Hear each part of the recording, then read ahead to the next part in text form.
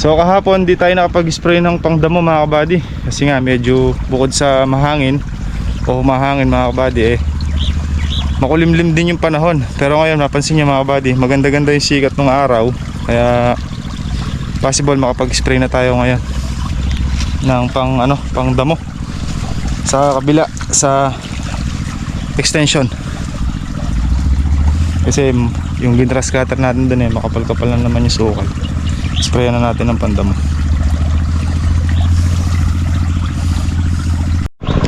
Bitin ako sa kape kanina. Kape tayo ulit. May gatas kami ng kalabaw ulit. Hihi. Mura na kamatis mga kabady, oh. Pa-order ako kay Kaka 1 kilo para sa bahay. Kalimutan ko palit tanong magkano. Pero mababa na daw, sabi ni Kaka. Ay, kape tayo ulit mga kabady. Pangalawang kape.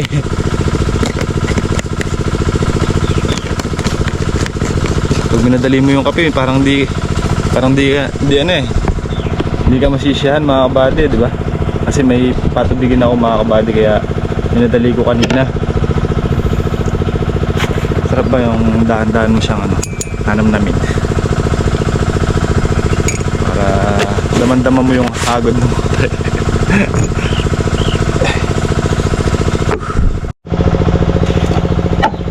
Coffee break muna mga kabady. Nandiyan na si Kaka at nagpunta na siya doon, mag-i-spray na daw siya.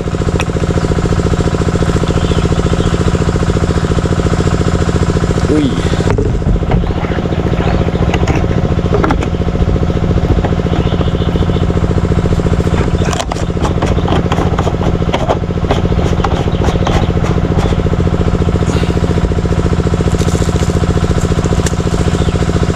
lagyan ng purong gatas. Kasi niya gatas to,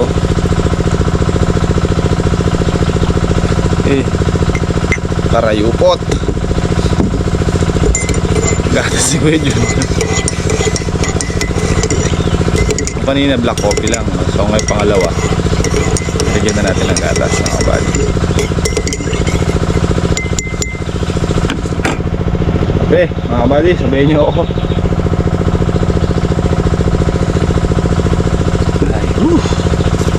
Sarap.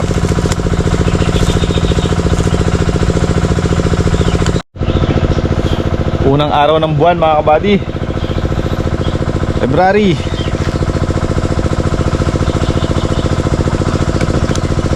Saan yung unang buwan nating pagpitas? Possible mga 15 or February 15 to 20. Yan. Bibira na tayo ng unang pitas natin sa ating unang pabunga hanggang hanggang March or possible mabot ng April, kasi ang interval ng pitas ng kalamansi dito mga kabady is 15 days. Ngayon kung nag-aantabay ka ng presyo, pwede naman kahit every 20 days mga kabady, kasi pag pinabot mo siya ng 20 days, kung halimbawa 15 days ang interval mo, pwede rin naman mga kabady. Kaya lang kung nag-aantabay ka nga ng presyo, pwede mo siyang paabutin ng 20 days. Ngayon kung sa loob ng 15 days maganda naman yung presyo at sa tingin mo maganda naman ang kikitain, pwede nang papitas. Pero kung paabutin mo siya ng mga 20 days, bukod sa lalaki pa yung bunga mga kabady, syempre dadagdag sa timbang, ibigat. At yun nga, kung nag-aantabay ka ng medyo gumanda-ganda yung presyo, pwede rin yung ganon. So tayo titingnan muna natin, o pag-aaralan muna natin kung maganda na yung presyo, bakit hindi natin papitas dito mga kabady. Once na talagang gumanon yung kalamansi at nakikita naman natin na ubra na, bira na mga kabady. Wala nang paligoy-ligoy pa. Kaya nga minsan lang yan.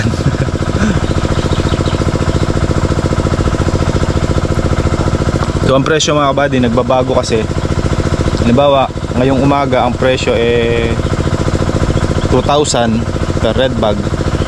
Ang isang red bag dito sa amin mga kabady is 30 kilos.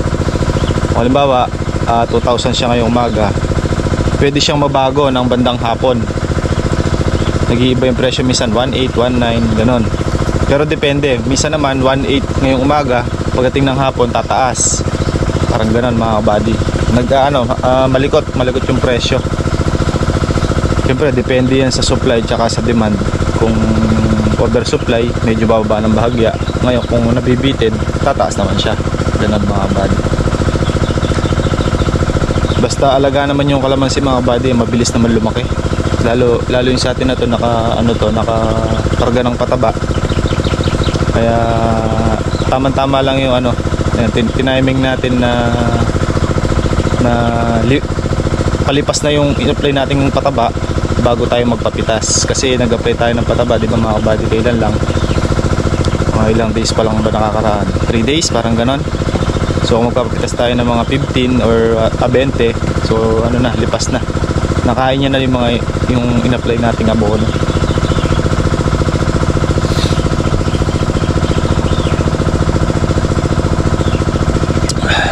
Magkape talaga. Kaya ayun mga buddy, sa ngayon naman yun ang update ng presyo. Minsan 1.8, may 1.9, may 2,000. So wala pa tayong balita sa ngayon kung kung tumaas ba o bumaba na. Ang huling update natin mga buddy yun 1.8, 1.9 tsaka 2,000 sa iba't iba. Kasi nagtatanong-tanong din tayo sa iba kung magkano ang presyo. So yung unang pitas natin tingnan natin. Excited na ako mga buddy, parang yung ilang weeks na lang hinihintay ko, parang 2 to 3 weeks na lang, parang nakakainip ba. Pero pasasaan at papunta na tayo doon mga kabady. Matagal na natin hinihintay, ito na. Kaya mga kabady, wala susuko ha. Susuka pero di susuko. At sa mga kabady pala natin na nag-aalala sa akin, maraming salamat po mga kabady. At ako naman po nasa maayos ng kalagayan at wala nang iniinda. Bukod yun dito na lang mga kabady, yung pagkakasati ko kahapon dito sa aircool natin parang napersa. Parang masakit yung ganito ko. Pero yung likod ko mga kabady okay na. Hindi na siya sumakit buhat na nagpa-check up tayo. Uminom tayo ng gamot. Okay na. Hindi kagaya nung yun nga. Buti meron tayong pondong vlog. At 4 days akong di nakalusong mga kabady. Nandun lang ako sa bahay, nakapahinga, kain, tulog. Tapos nagpintura din pala. Nagpintura pala ako ng kwarto namin. Niretouch ko lang hanggat tayo nasa bahay. Hindi pa nga yari yung sa taas pa, yung pinakadugtungan sa taas, hindi pa nangyari. Pero maraming salamat mga kabady kasi marami rin nag-message sa amin na pinakamusta ako. May salubsob pala yung palad ko. Okay, mag-alala mga buddy, okay na po ako. Hindi naman po natin masyado sinasagad ngayon. Hindi masyado pero ginagabi. Hindi, patubig lang naman mga buddy. Ang masakit lang sa patubig, sa binti, kakalakad. Tsaka yung pag-set ng lona, yun lang naman yung mahirap mga buddy. Pero pagka ganyang maandar na, hindi naman tatakas yung tubig niyan mga kabady, dyan at dyan lang din pupunta. Yun nga lang, kailangan kuminsan sisilip-silipin mo rin kasi baka yung natubigan natutubigan ulit, sayang yung oras, sayang yung diesel. Syempre kailangan ililipat mo rin para sa iba naman siya mag focus ng yung pukol ng tubig.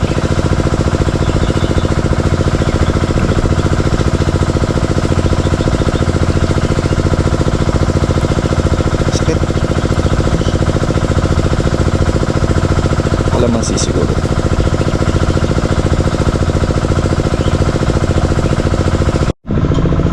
Bakit mo na yung spray, hanapin. Mag-spray ta na. Ay, bakeke. Yan mga buddy. Oops. Punta tayo doon sa dulo. Tayo mag-spray ng damo. Hindi pa pala ako nakabili ng pangkulit na kalamansi. Namatay kasi yung isang kalamansi dito mga buddy, no? Sayang. Tsaka doon siguro mga 10. Kaya kung doon yung 10 mga buddy, makakailang red bag din yan. Pag nagawi tayo ng bilihan, sabay ko na bibili tayo ano na, medium. Hindi one stick mga buddy, para mabilis makahabol.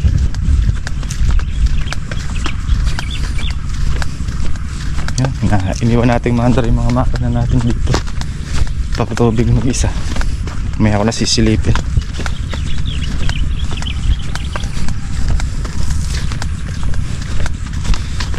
Nag-umpisa si Kaka.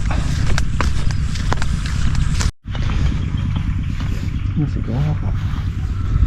Ito yung update natin sa kamatis mga kabady. Flowering stage na po sila. At wala pang mga tulos. Hindi pa nalalatingan. Mamaagad kami. Kaya nakapag-start na tayo magpaglagay. Ayun, doon siya sa bana nag-umpisa. Dito tayo mag-umpisa. Tingnan natin mga kabady. Ayan. Ayan na sila. Oh. Kita ba? Ayan. Ito, como hindi ko tinubigan to na nakaraan eh. Kaya hindi pa sila lumuluhod mga kabady. Hindi kagaya ng kabila. Yun, nakaluhod na yung puno nila. Ito mga kabady, balik tayo sa tiyagaan na trabaho. Pag-i-spray ng decharge ang gamit natin. Hindi kasi pwede yung dimakina mga kabady. Kaya nga sabi ko eh, may halaman tayo sa pagitan. Mamamatay. Baka maanggihan ba. Dito kasi kontrolado natin yung buga. Ito hindi mahina yung ano niya, pressure. Di kagaya nung di makina. Tsaga. Mayayari naman natin to, di ba?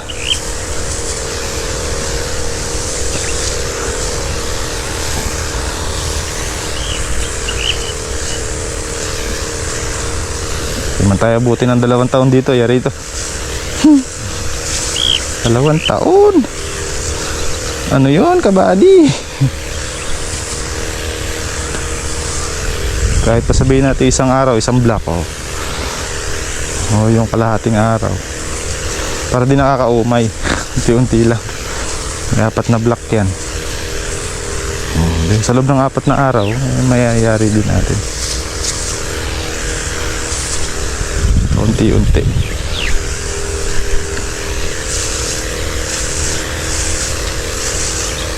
Masakit sa katawan to sigurado bukas. Kaya kailangan meron tayong pangsunod.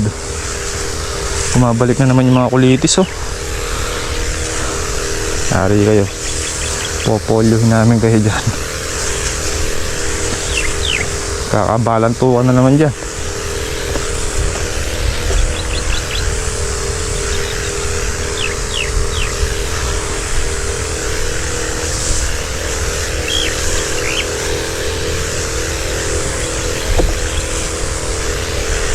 Kahit paano kasi mainam din yung nai-spray na ganito mga kabady.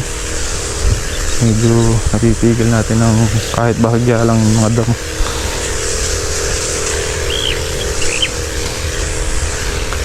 Dito sa pag-i-spray ng ganito, pagka wala kang tiyaga alam mangyayari. Kailangan huwag mamadaliin. Dahil once na minadali mo hindi magiging ayos ang resulta.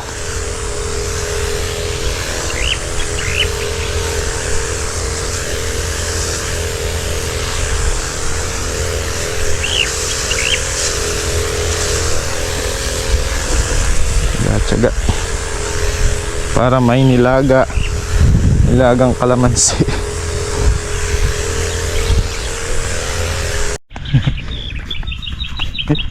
Kaya rin yung isang block mga kabady. Kaya muna tayo almusal. Naramdam na ng Tom Jones. Walang tanda itong aking isprayan.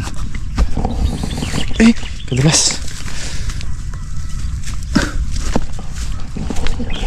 Kamatis natin. Kamatis.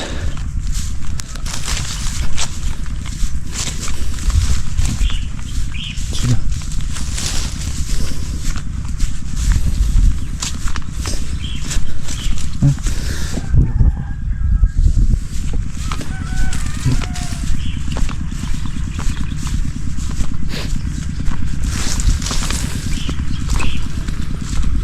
Yung papaya natin, tsaka na lang ang update niya. Bagong tanim pa lang eh. Yan o, matis. Ito may mga tulos na yan. 5 tudling yata yung may tulos mga kabady.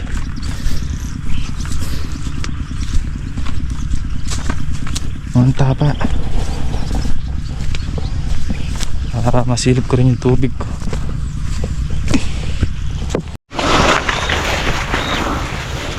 Lapit na. Ay. Hop, 2 dipa na lang pala. Dito sa dulo. Ay, kakate. Yan lang oh. Pabasa na dito.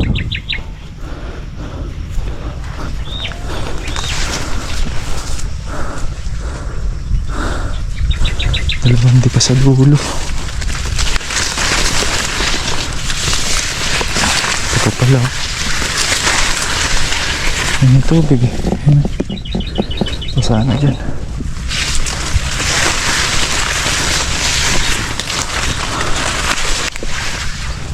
Meron na basana rin eh. Ano mga kabady, gatas with tuyo. Ito yung basa. Ngayon niya.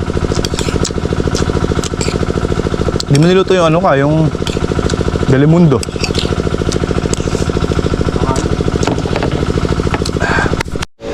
Ayan mga buddy, tapos tayo mag-almusal. Balik na tayo sa trabaho. Pagpahinga na rin kami.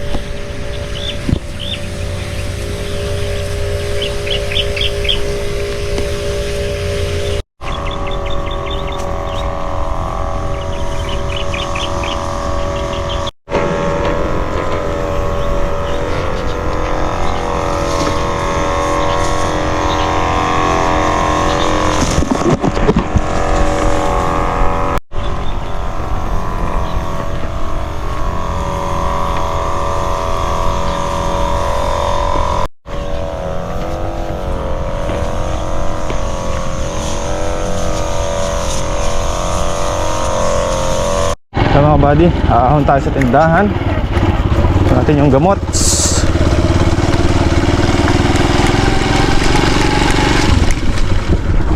Possible makalahati namin ni kakain para bukas yung kalahati.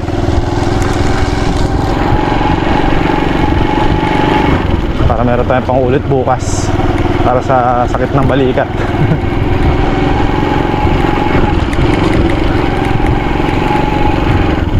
Isang karga na lang yung gamot eh.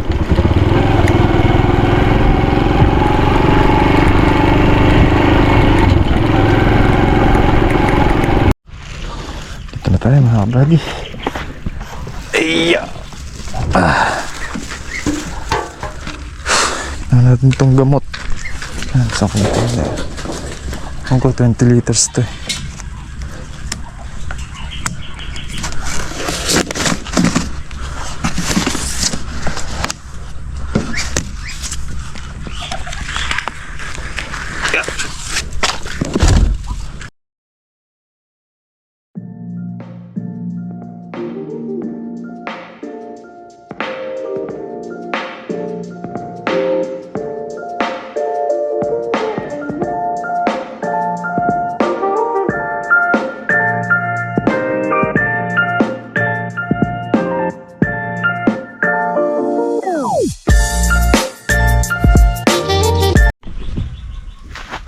Saan ka na? Bilis sa loob at? Bawal yung battery mo.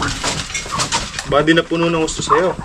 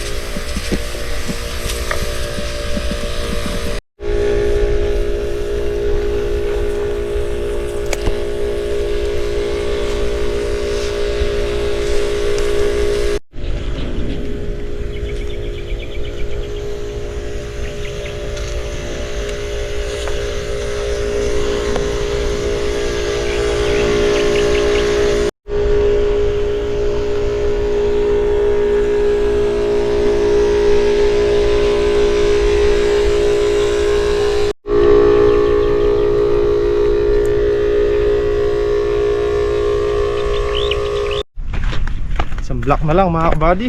Second block. Medyo mahaba. Bukas na yun. Humid. Masyado init. Grabe. Parang piniprito. Okay. At sa ganito Kaizal. Ilang karga tayo? 4, 5 tsaka 3, 8 tsaka 5 kanina 13. Bukas naman almusal.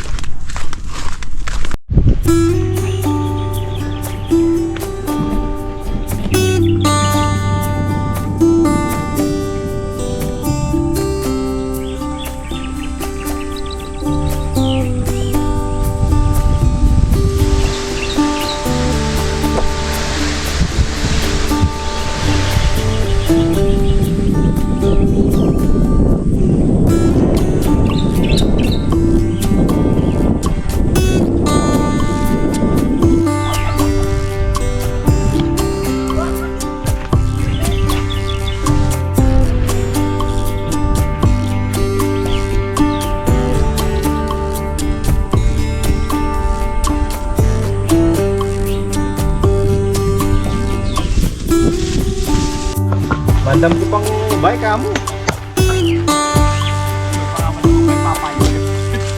Endless lap. Di ba rin malatay lang gulong beta? Paano yung magpapachi? Kapit pa, bata saya mga kabady. Galing talaga ni Alvin eh. Papaling ganun sa papaling panahon. Paling kape, yung manyaman. With previous langgam. No. Kapatid pa kasi kita. Ang sipid.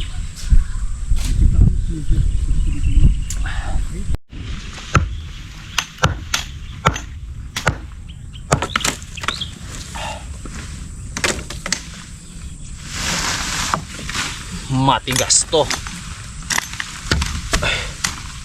Kailangan dito ko. Palakol niyang call. Malakol-nikol.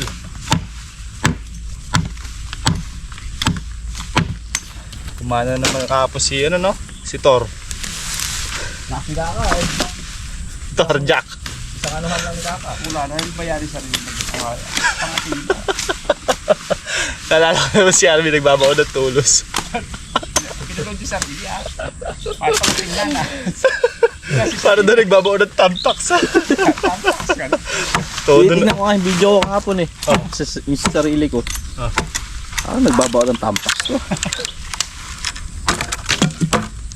Hindi ka kasi pinakakataw niya eh. Nakatakot kasi baka mga dumiretso sa kamay. Alam mo naman shooter ako. Hindi ko kaya buti tamaan ng ano eh. Alam mo yan? Ito kaya tayo dito babuyan dati.